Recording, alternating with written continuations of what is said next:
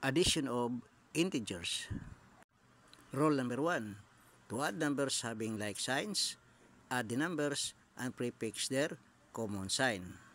How to add integers? Ito tayo sa example number 1. Positive 12 plus positive 14. Sabi ng rule natin, pag nag-add tayo ng integers having like signs, so pareho ang kanilang sign, i-add natin ang number. So, add natin 12 plus 14. So, we have 26. Sabi ng rule, add the numbers, then prefix their common sign. So, isulat natin ang kanilang common sign, which is positive.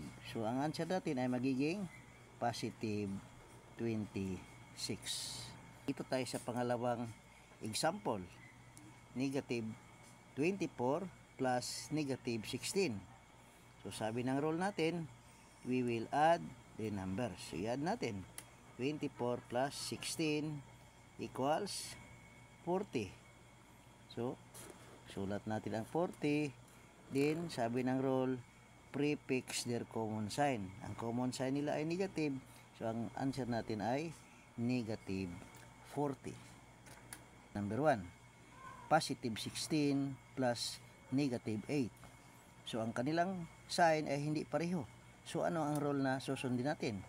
Sabi ng ating rule, to add numbers having an unlike signs, subtract the number, then prefix the sign of the bigger number. Anong ibig sabihin nito?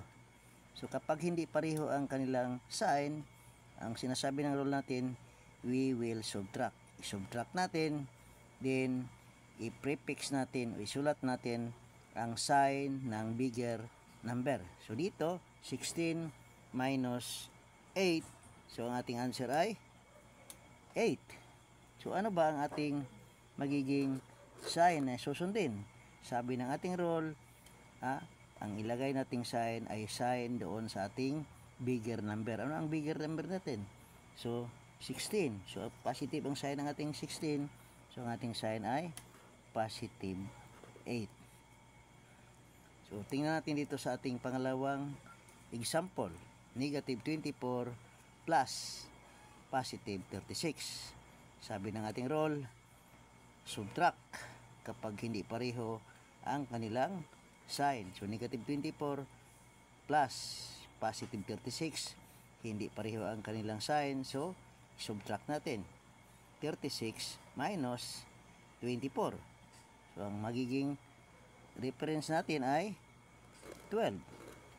So, ano ba ang sign nating susundin? Sabi ng ating rule, sundin natin yung sign ng ating bigger number. Ang bigger number ay 36, positive ang ating sign. So, positive din ang ating answer. Positive 12.